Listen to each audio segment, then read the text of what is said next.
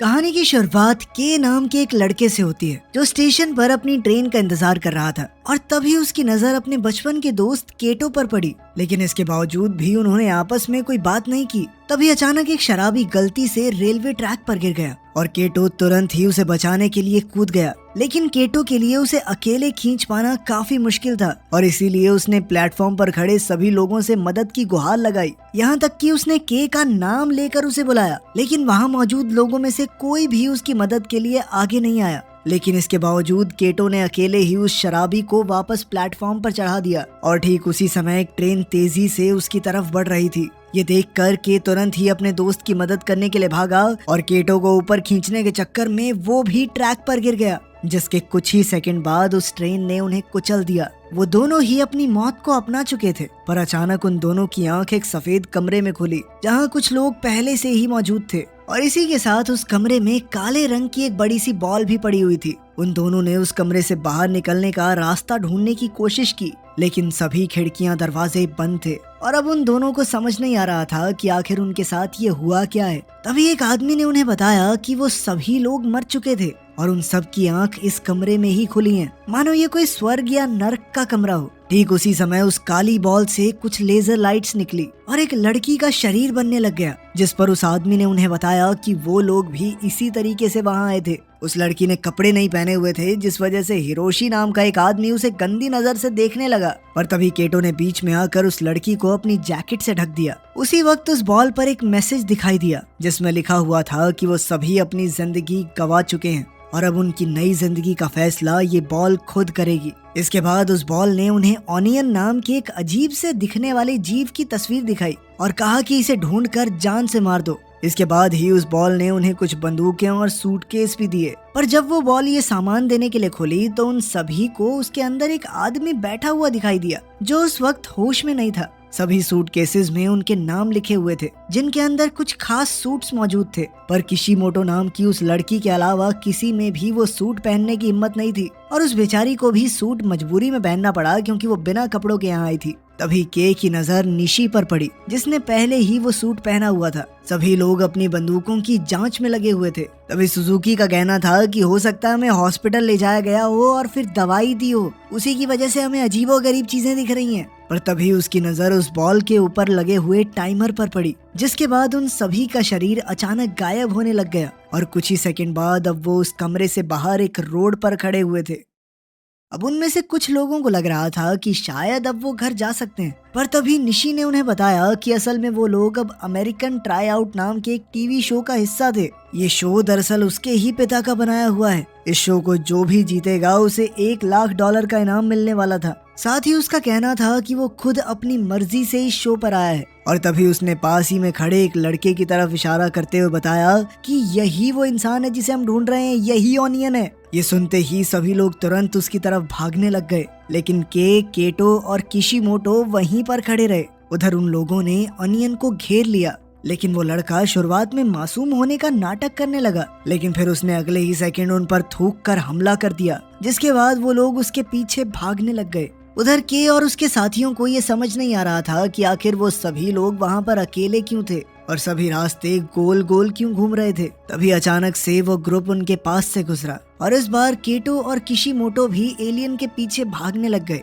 और काफी मेहनत के बाद उन लोगों ने उसे एक गैराज में घेर लिया, जिसके बाद हिरोशी ने अपनी बंदूक से उस पर गोली चला दी, जिसके चलते ऑनियन का एक हाथ उड़ गया। पर इसके जवाब में उसने भी 3 आदमियों के पैरों पर गंभीर चोट मार दी, जिसके बाद उन सभी ने उस अजीबोगरीब जीव पर एक साथ गोलियां चलाई, जिससे वो पूरी तरह तबाह हो गया। ये देखकर सुजुकी को तो उल्टियां आ रही थी, पर हिरोशी को इसमें मजा आ रहा था और उसने बार बार ऑनियन के ऊपर तब तक गोलियां चलाई जब तक केटो ने उसे रोका नहीं। कुछ देर बाद एक बहुत लंबा आदमी वहां पहुंचा और हिरोशी ने तुरंत उसका मजाक उड़ाना शुरू कर दिया, जिसके बदले उस आदमी ने हिरोशी की टांग काट कर उसे सर से पकड़कर हवा में उठा लिया। और जब हिरोशी ने खुद को बचाने के लिए हाथ पैर हिलाना शुरू किया तो उसने उस आदमी के सर की विग नीचे गिरा दी, जिसके बाद उन सभी को पता चला कि असल में वो आदमी ऑनियन का बाप था। इसके बाद उन सभी ने उस पर गोलियां चलाने की कोशिश की, पर वो आदमी हिरोशी के शरीर को एक कवच की तरह तब तक इस्तेमाल करता रहा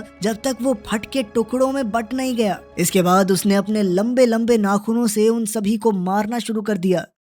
उधर रोड पर घूम रहे के को जब ये आवाजें सुनाई दी तो वो तुरंत ही उस तरफ को भागा और अब उसने देखा कि वो जीव उसके दोस्त को मारने के लिए आगे बढ़ रहा था। पर तभी किशिमोटो ने वहां पहुंचकर उस एलियन पर हमला कर दिया और अब किशिमोटो के सूट में नीली लाइट जल रही थी, जिसका मतलब था कि अब वो सूट उसे खास शक्तियां दे रहा था। ये देख कर के बहुत ज्यादा हैरान था और वो जाकर एक वैन के पीछे छुप गया। तभी उस ताकतवर जीव ने केटो और किशिमोटो को एक साथ उठाकर हवा में फेंक दिया, पर अपने सूट की वजह से किशिमोटो को बिल्कुल भी चोट नहीं आई और इसीलिए अब के ने भी अपना सूट पहनने का फैसला किया। पर बदकिस्मती से उसके सूटकेस में उसका सूट था ही नहीं और इसीलिए उसने एलियन पर हमला करने के लिए अपने सूटकेस का इस्तेमाल करने का फैसला किया, जिससे कुछ खास फायदा हुआ नहीं। पर जैसे ही वो एलियन के पर हमला करने के लिए बढ़ा तो निशी वहां पहुंच गया और उसने एलियन को रस्सी से बांध दिया, जिसके बाद उसने के को बताया कि अपने सूटकेस का नए तरीके से इस्तेमाल करने के लिए उसे एक्स्ट्रा पॉइंट्स जरूर मिलेंगे। निशी के बंदूक देने के बावजूद के में गोली चलाने की हिम्मत नहीं थी और इसीलिए निशी ने ये काम खुद ही कर दिया। इसके बाद उन चारों को वापस उस कमरे में बिना किसी चोट के निशान के भिजवा दिया गया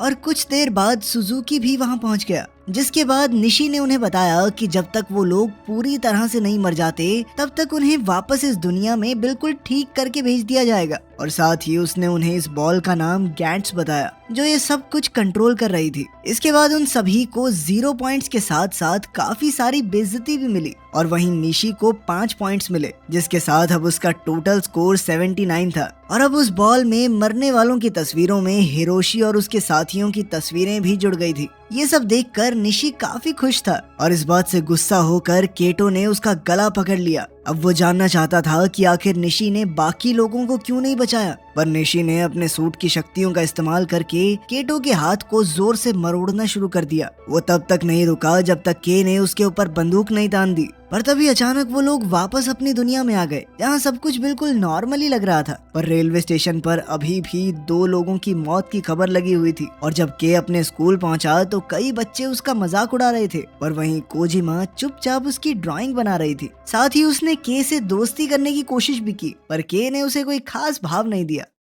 उस दिन के ने केटो के पुराने एड्रेस पर जाकर उसे भी ढूंढने की कोशिश की, पर अब तो उस एड्रेस पर सिर्फ एक पार्किंग लॉट था। इसके बाद वो उस गली में गया जहां वो मिशन हुआ था। उसे वहां कुछ सबूत तो मिले लेकिन गैराज पूरी तरह से साफ था। तभी उसकी नजर किशिमोटो पर पड़ी, जिसने उसे बताया कि उसे भी सब कुछ याद था। साथ ही उसके पास वो सूट भी मौजूद है, जिसका मतलब साफ था कि वो लोग सपना तो नहीं देख रहे थे। इसके बाद किशिमोटो ने उससे उसके घर में रहने की इजाजत मांगी, जिसके लिए के तुरंत ही तैयार हो गया। घर पहुंचकर उसने बताया कि असल में वो पहले अपने बॉयफ्रेंड के साथ रहती थी और जब ब्रेकअप हुआ तो उसका दिल टूट गया, जिसके बाद वो शराब पीकर कब बाथटब में डूब गई उसे पता ही नहीं चला। जिसके बाद अचानक से उसकी आंखें उस गेम में ही खुली, वो भी बिना कपड़ों के। किशिमोटो के पास अब भी केटो की जैकेट थी जिसमें उसकी डायरी भी मौजूद थी। जब के ने उस डायरी से उसका नया एड्रेस निकालने की कोशिश की तब जाकर उसे पता चला कि केटो असल में जमानत पर बाहर था। उधर केटो को नींद में भी उस अजीबोगरीब जीव के सपने आ रहे थे और जब वो घबराहट के मारे बाथरूम में गया तो उसका छोटा भाई आयुमु उससे उसका हाल चाल पूछने आया,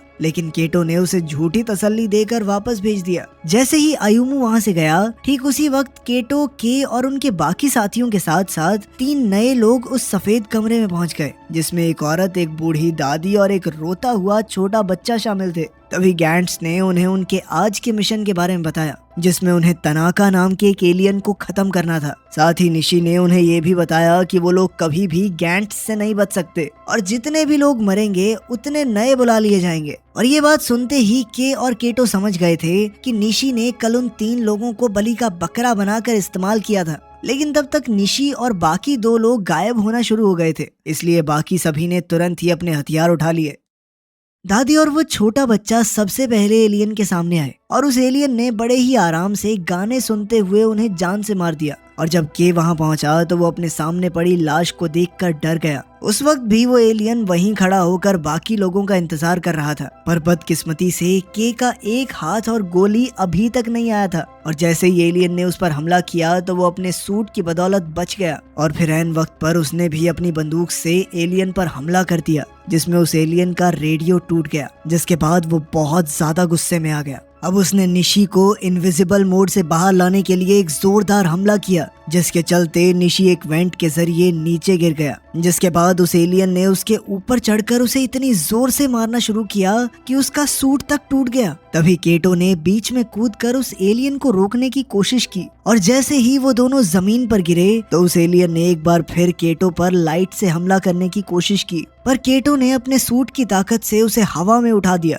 उधर के निशी को देखने के लिए जब उसके पास पहुंचा तो निशी ने उससे कहा कि 100 पॉइंट कमा कर मुझे दोबारा से जिंदा कर देना, जिसके बाद उसने अपना दम तोड़ दिया। उधर उस एलियन ने केटो को मुक्का मारने के बाद अब किशिमोटो पर हमला करने की कोशिश की, पर एन वक्त पर केटो ने बीच में आकर उसे बचा लिया। वहीं के उस एलियन पर गोली चलाना चाहता था, लेकिन उस वक्त वो एलियन उसके दोस्तों के बहुत ज्यादा करीब था। जब वो एलियन केटो को शूट करने लगा तो किशिमोटो ने उस पर एक पाइप से हमला कर दिया, जिसके बाद वो किशिमोटो को मारना चाहता था, पर किशिमोटो ने उसे रोकने के लिए उसे लात मारने की कोशिश की, जिसके बाद उस एलियन ने उसे उठाकर केटो की तरफ फेंक दिया। साथ ही वो एलियन के को मारने के लिए भागा, पर सूट से मिली शक्तियों की मदद से के ने उसे छत की तरफ फेंक दिया। और जब उस एलियन ने दोबारा हमला करने की कोशिश की तो के ने उस पर हावी होते हुए लगातार मुक्के मारना शुरू कर दिया, जिससे उसे काफी ज्यादा नुकसान हुआ। जब उस एलियन ने के को शूट करने के लिए ताकत इकट्ठा की तभी अचानक के ने उसके मुंह में बंदूक घुसाकर फायर कर दिया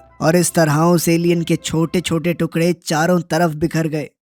इसके बाद वो लोग जल्द ही उस सफेद कमरे में वापस आए। अब के 7 पॉइंट्स के अलावा किसी को भी कोई पॉइंट नहीं मिला और साथ ही गैंट्स ने उसे बताया कि 100 पॉइंट्स पूरे हो जाने के बाद उसे 2 ऑप्शन दिए जाएंगे, जिसमें या तो वो अपने किसी साथी को इस गेम में वापस जिंदा कर सकता है या फिर वो किसी की भी याददाश्त मिटाकर उसे असल जिंदगी में दोबारा जिंदा कर सकता है। अगली सुबह जब के की आंख खुली तो उसने अभी भी वही सूट पहना था और अब वो उसकी शक्तियों को और अच्छे से जानना चाहता था। इसीलिए उसने अपने मामूली कपड़ों से उस सूट को ढककर शहर भर में अपनी शक्तियों की प्रैक्टिस करना शुरू कर दिया। उसी शाम के को कोजिमा का फोन आया और उसने के को कॉफी के लिए बुलाया, जहां वो उसके लिए एक स्केच बनाकर लाई थी, जिसे देखकर के ने उसे बताया कि जब वो छोटा था तो वो केटो को बदमाश बच्चों से बचाता था। उधर किशिमोटो केटो की जैकेट वापस करने के लिए उससे मिली, जहां केटो ने उसे बताया कि असल में वो जेल अपने बाप के कत्ल के इल्जाम में गया था, जो दारू के नशे में उसके छोटे भाई को बहुत ज्यादा मारता था। कुछ देर बाद केटो ने न्यूज में देखा कि पुलिस गैराज में हुई तबाही की जांच कर रही थी और उसी शाम खाना खाते वक्त आयुमू ने उसे बताया कि कुछ दिनों से उसे सपने आ रहे हैं कि उसका भाई कहीं गायब हो जाता है। इस पर केटो ने उसे भरोसा दिलाया कि मैं कहीं नहीं जाने वाला। उस रात उन्हें एक बार फिर उसी सफेद कमरे में बुलाया गया, जहां इस बार कुछ नए लोग भी थे और उनका आज का मिशन था इल टेम्पर्ड नाम के एक एलियन को मारना। मिशन मिलते ही केटो ने सभी लोगों को सूट्स पहनने को कहा और वहां मौजूद प्रीस्ट कहने लगा कि मैं किसी को मारने जैसा गलत काम नहीं करूंगा, जिसके बाद वहां एक बहस शुरू हो गई जो लोगों के गायब होने के साथ खत्म हुई। इसके बाद उन्हें एक म्यूजियम में ले जाया गया, जिसके बाहर 2 बड़े बड़े स्टैचू बने हुए थे और उन्हीं में से एक एलियन था। पर उनके प्लान डिस्कस करने से पहले ही एक नए साथी ने लेफ्ट वाले स्टैचू को गोली मारकर तबाह कर दिया, जिसके तुरंत बाद दूसरे स्टैचू ने उन पर हमला करना शुरू कर दिया, जिससे बचना ज्यादा मुश्किल नहीं था। इसी बीच उस प्रीस्ट ने म्यूजियम के अंदर जाकर प्रार्थना करना शुरू कर दिया, लेकिन जब वो अपनी आंखें बंद करता तो एक स्टैचू धीरे धीरे उसके करीब आता जाता। बाहर के और केटो स्टैचू को खत्म करने की कोशिश कर रहे थे और इसी दौरान एक और नया साथी उसी कमरे में पहुंच गया जहां प्रीस्ट मौजूद था। तभी के ने सभी लोगों को वहां से दूर जाने को कहा, जिसके बाद उसने स्टैचू के नीचे से स्लाइड करते हुए उस पर एक गोली मारी, जिससे उसका एक अंग फट गया और वो सीधा एक नए साथी पर जा गिरा। अब स्टैचू कमजोर हो गया था तो के ने सीधा उसके चेहरे पर गोली मारकर उसे खत्म कर दिया। इस बार वो अपने काम से बेहद खुश था, लेकिन केटो को ये खुश होने का मौका नहीं लग रहा था, क्योंकि इस सब में उनका एक साथी मर गया था। लेकिन के मुताबिक इसमें केटो की गलती थी, क्योंकि उसने के कहने के बावजूद सभी लोगों को वहां से दूर नहीं किया। उधर सफेद कमरे में गैंट्स का टाइमर रीसेट हो गया था। ठीक उसी समय उनकी एक जख्मी साथी म्यूजियम से बाहर निकली, जिसे देखते ही वो समझ गए कि अंदर एक और एलियन मौजूद है। जैसे ही वो तीनों अंदर पहुंचे तो उन्हें प्रीस्ट की लाश दिखाई दी। ठीक उसी समय बहुत सारे हाथ वाले स्टैचूज ने के पर हमला कर दिया, जिससे बचने के चक्कर में उसका हथियार छूट गया। मौका देखते ही स्टैचू ने उस पर कई सारे वार करना शुरू कर दिया, लेकिन तभी केटो ने बीच में आकर उसे दूर घसीट लिया, जिसके बाद वो के को किशिमोटो के पास छोड़ गया, क्योंकि उसका कहना था कि अब उसकी बारी थी अपने दोस्त के लिए लड़ने की, ठीक वैसे ही जैसे के उसके लिए बचपन में लड़ता था। इसके बाद केटो उस कमरे में वापस गया और उसके कमरे में घुसते ही एलियन ने उस पर हमला कर दिया, जिससे वो बड़ी मुश्किल से बच पाया। इसके बाद एलियन ने अचानक उससे बातें करना शुरू कर दिया और जैसे ही केटो ने अपनी बंदूक नीचे की, तभी उस एलियन ने दोबारा हमला कर दिया, जिसमें केटो की बंदूक नीचे गिर गई। अब एलियन के मुताबिक उसे अपने दोस्तों की मौत का बदला लेना चाहिए, पर ठीक उसी समय पर किशिमोटो ने उस पर गोली चला दी और एक जोरदार धमाका हुआ, पर बदकिस्मती से एलियन उस हमले से बच गया था। फिर उसने किशिमोटो को उठाकर दूसरी तरफ फेंक दिया, जिसके बाद उसने अपने सभी हाथ खोलकर कई सारी तलवार निकाल ली, जिसे देखकर केटो ने भी अपने सूट से एक ब्लेड निकाला और उस स्टैचू पर हमला करना शुरू कर दिया। पर यह साफ था कि वो एलियन केटो से कई गुना ज्यादा शक्तिशाली था और उसने केटो पर कई सारे हमले करके उसे हवा में उछाल दिया। पर तभी किशिमोटो ने बीच में आकर उसे पकड़ लिया, जिसके बाद वो खुद उस एलियन पर हमला करने के लिए गई, पर उस एलियन ने उस पर एक साथ कई सारी तलवारों से हमला कर दिया, जिसके बाद वो केटो की बाहों में गिर गई। साथ ही मरने से पहले उसने केटो को किस करने की कोशिश की, लेकिन इतना करीब आने से पहले ही उसने अपना दम तोड़ दिया। इसके बाद गुस्से से भरे केटो ने भी उस पर हमला करने की कोशिश की, पर एलियन ने उसे भी मारकर हवा में उछाल दिया। अपने दोनों साथियों को ऐसे मरता देख के बहुत ज्यादा गुस्से में आ गया। अब उसने अपने सूट को एक्टिवेट करके उस एलियन से लड़ना शुरू कर दिया और इसी बीच उसकी नजर ऊपर पड़ी एक गन पर गई। जैसे ही वो बंदूक लेकर एलियन पर हमला करने लगा तो एलियन ने अपनी तलवारों से उसे ढक लिया, जिसके बाद उसने एक छोटा सा स्टैचू जमीन पर फेंका, जो देखते ही देखते बहुत बड़ा हो गया। फिर उसने के को पकड़कर जोरदार तालियां मारने की कोशिश की, लेकिन किस्मत से के बच गया। इसके बाद उसने केटो की बंदूक लेकर उस स्टैचू पर एक फायर किया, जिसके चलते उस स्टैचू का एक हाथ उड़ गया। इसके बाद के किसी तरह से उस स्टैचू के मुंह के जरिए उसके अंदर घुस गया, जहां पहुंचते ही उसने चारों तरफ गोलियां चलाकर उसे तबाह कर दिया। अपने दुश्मन को खत्म करने के बाद के अपने दोस्त केटो के पास गया, लेकिन बात करने से पहले ही के गायब हो गया। इस बार उसके साथ सुजुकी और एक नया आदमी तो था, पर उसके दोस्तों में से कोई भी वहां मौजूद नहीं था, जिसका मतलब था कि वो लोग मर चुके थे। गैंट्स ने के को 13 पॉइंट्स दिए, जिसके बाद उसे केटो और किशिमोरो की तस्वीर मरे हुए लोगों में दिखाई दी और जब उसने उन्हें दोबारा जिंदा करने की बात कही तो गैंट्स ने उसे बताया कि उसके लिए 100 पॉइंट्स चाहिए थे। अगली सुबह कोजिमा ने देखा कि के काफी उदास था। उसने भी के से बात करने की कोशिश की, पर के ने उसे कोई खास जवाब नहीं दिया। शाम को रेलवे स्टेशन पर एक बच्चे का खिलौना ट्रैक पर गिर गया और जब के ने उसे वो खिलौना वापस दिया तो ठीक उसी समय पर ट्रेन काफी तेजी से उसकी ओर बढ़ने लगी, लेकिन के हिलने को तैयार नहीं था। पर तभी कोजिमा ने उसे जबरदस्ती ऊपर खींच लिया, जिसके बाद उसने के सामने अपने प्यार का इजहार किया। कुछ देर बाद के आयुमो को उसके भाई की मौत की खबर देने के लिए पहुंचा। उसी रात उन्होंने एक बार फिर गैंट्स को बुलाया और इस बार के और सुजुकी के साथ साथ कई और नए लोग भी शामिल थे और उधर केटो उसी मीटिंग के बाहर खड़ा होकर पुलिस को जांच करते हुए देख रहा था। वीडियो पसंद आई तो लाइक कर देना, चैनल को सब्सक्राइब कर लेना। मिलते हैं अगली वीडियो में।